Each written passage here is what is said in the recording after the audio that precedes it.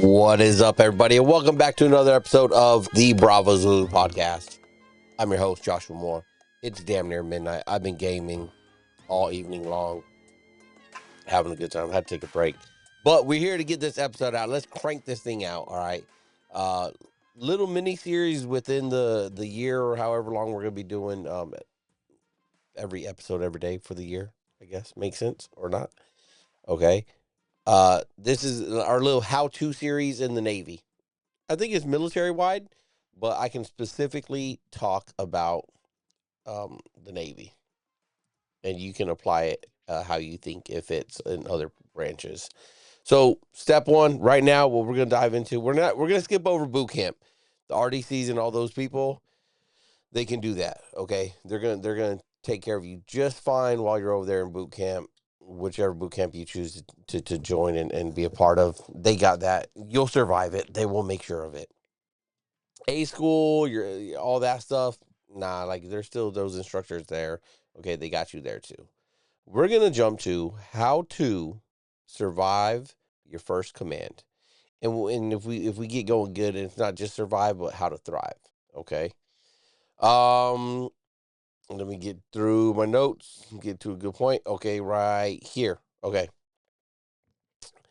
you're stepping off the airplane. You're landing. Maybe you're showing up halfway through a deployment or something, brand new to the boat squadron shore command. I got lucky enough where my first command was Signal Sicily, shore duty. Didn't even know how blessed I was. Okay. Um. So what I want to lead with is the things they teach you in boot camp, right? Being on time, being in the right uniform, being at the right place. So much of that is boot camp, right?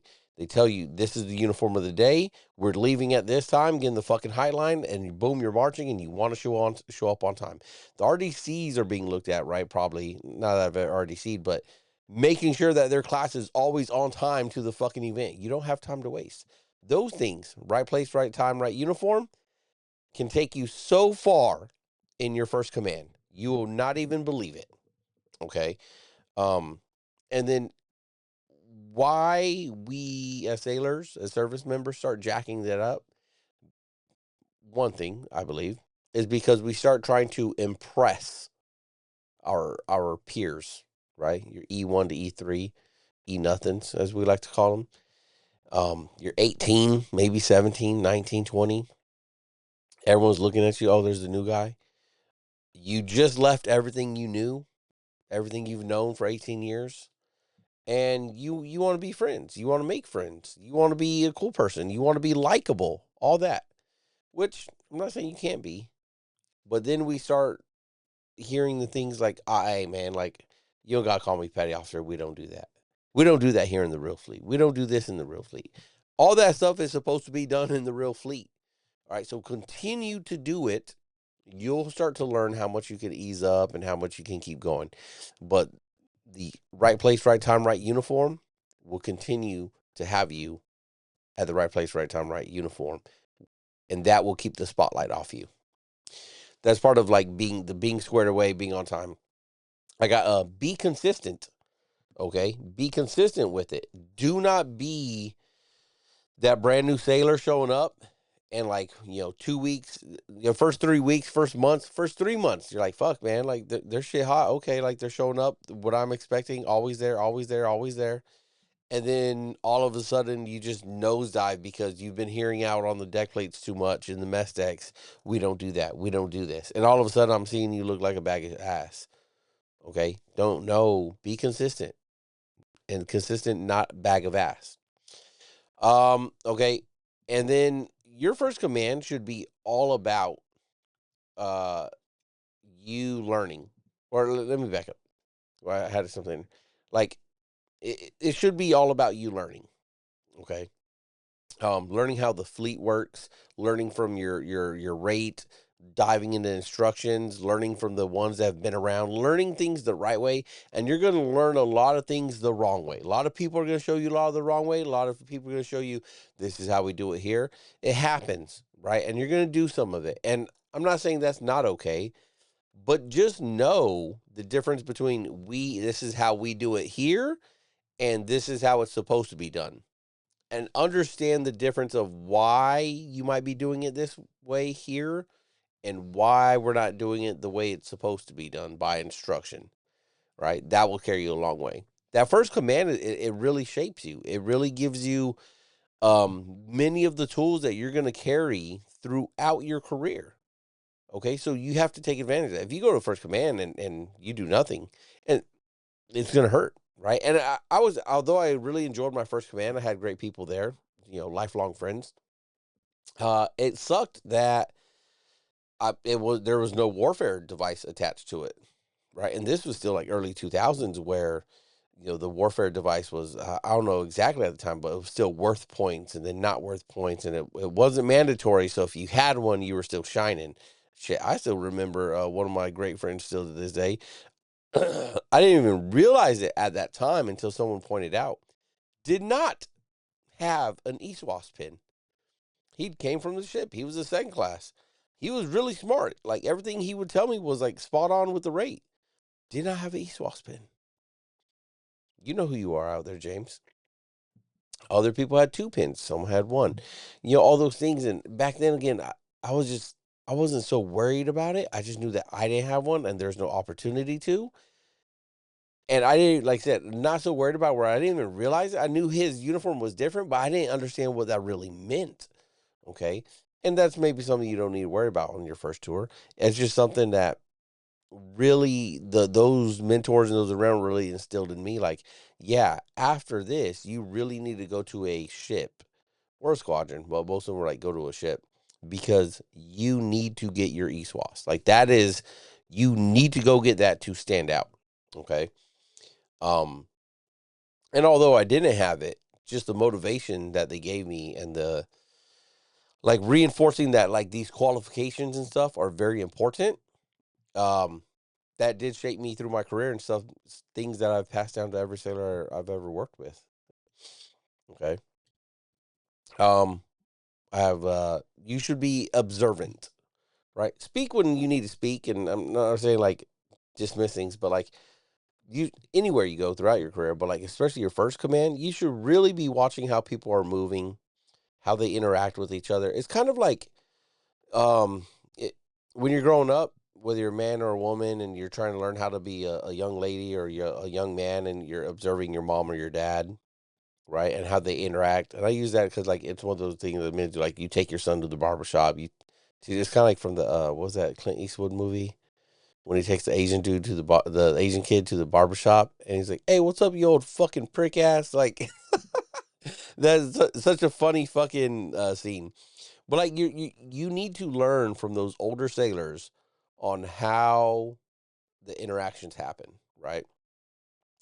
How they talk and move and interact with other rates and communities on the ship or in your squadron, wherever you're at. And not everything you will like, right? That's part of like learning from leadership, is you won't like everything all the time, but you can learn from everything, right? Along with that, I have like, as you're watching those, you're gonna see who actually runs things, right? Who's actually the shot callers, who's making things happen, not just the person who has the most chevrons on their collar device, or I guess that ages me, on their chest tab device. Okay. You'll start to see like, oh shit, like man, like maybe I got some really good second classes that fucking every time they're talking, everyone's listening and they're the ones out here getting it done and they know who to go to for the exact thing that needs to happen. Maybe it is the first class, maybe it is the chief. Just learn that. Pay attention to it. See who's the shot caller, who's out there interacting with the most people, and not just on the fun shit, like on the real work shit. Okay. And then I have understand like the battle rhythm, right? I think a lot of sailors nowadays, because of how society's connected, all the information on the internet, how resourceful people have become, right, and educated. They go into a place and they're like right away. I remember a sailor on the Rushmore that was like this. I won't name one or anything, but like and they're like a little bit, okay, they'd gone to some college. It was one of those like some college educated before they joined the Navy. And every time you talk to this sailor, it was like, they're like, well, I fucking know, right? I've studied this. I've taken this class. And it's like, okay, you've taken some classes, but you don't have a degree in this. And you have no, well, I have this experience working these jobs. It was just always something. I was like, holy shit. Like, it gets to a point where you don't even want to entertain a conversation with them because it's like they just know, right? And it's like you don't know the battle rhythm to things. You don't know how it works. All right. So stop coming in here and what they're trying to get to is like, we should change it. We should change it. And it's a thin line between we should not accept this is how we've always done it, and a thin line between that and let's change everything because this is always better. Right? Same thing when I was on LCS. Had all these little fucking like second tour divos talking about let's change the watch bill. There's so many more ways we can do it where people stand less watch. No matter how you cut that cake, right? Everybody stands watch. Okay. It's just how much watch are you standing at one time? Hey, let's dog down Friday to Sunday, and then you'll skip 2 days off, and then you'll stand one day, and then the next time you'll stand 2 days, and it's like, and then they'll pull up the calendar and they pull up the math and be like, okay, so in 30 days with 4 sections, these 2 sections will stand 195 hours of watch, and these 2 sections will stand 175. And then the next month it's, flip. And it just really makes you scratch your head of like, why are we trying to change something that's not broken? Duty sucks no matter which way you fucking do it. It's always going to suck. It sucks right now, right? And I'm not even on board. Okay. I get to go home every night and sleep still. We don't have to get super creative out of box thinking for something that isn't really a problem. 1, 2, 3, 4, 4, 3, 2, 1. Repeating over always works. Okay. So before you get in there trying to like, oh yeah, well, this fucking sucks. And we should change this and we should change, and you're just the nothing right now. Why don't you observe and ask, why is it like this? Why is it like that? And you might not get some good answers. You might get some good answers, but at least what you're doing is learning the why behind everything. So as you move around through your career, you'll be smarter on all the different ways to do it instead of just always coming in thinking, "Yep, that it's got to change because it's got to change." All right. Let me see what else. Go through my list. Okay. So your first command, you're showing up. You don't know shit. Everyone's just looking at you. Everyone knows you don't know shit.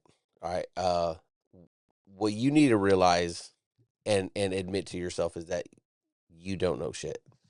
Okay. And that doesn't matter too much because you're there to learn. So how learning and being open-minded to learn, to jump into every job and opportunity, really volunteering yourself to be like, yeah, I'll go do that one. Yeah, I'll go do that one. Yeah, I'll go do that one. Right? That's going to give you a lot of credibility because people are going to see that and be like, damn, this person wants to learn. And being a person that wants to learn, you will become a person that people want to teach. And if you have a sailor that, if I ever had a sailor that wants to learn, that makes me want to teach them, that makes me seeking them out more and giving them more information. And with that more information, more challenges, more responsibility, right? And usually with all that stuff, if the performance comes with it, means more rank into the future. Okay, so seek out the hard things. Don't back down from it. Don't try to be popular when everyone else is like, no, that's fucking stupid. I want to do that. Be the one saying, yes, I want to do that. Is it going to suck sometimes? Probably so, right? But it's only going to suck for a little bit. Okay. Um, so build that credibility by being the person that wants to learn about as much as you can. Don't take on too much. Manage yourself. Okay, manage yourself. But when there is that opportunity to learn something new, to learn a new watch, a new PQS, like jump on that opportunity. And again, there's nothing better than finding sailors that want to learn, because then you don't have to pull teeth, right? It's like, who wants to do this job? Yeah, me. Okay, everyone loves a volunteer, right? And the more you volunteer, eventually the less you get voluntold. And it's like, damn man, this person's always volunteering. Let me volunteer somebody else. And then since this person's been learning so much, let me get them out of the trash room and let me get them into some other place because they've really been putting in work. Okay. Um, yeah. So so what I wrote down was you don't earn credibility by talking, right, and just being there. You earn it by being useful, and that's what I'm saying.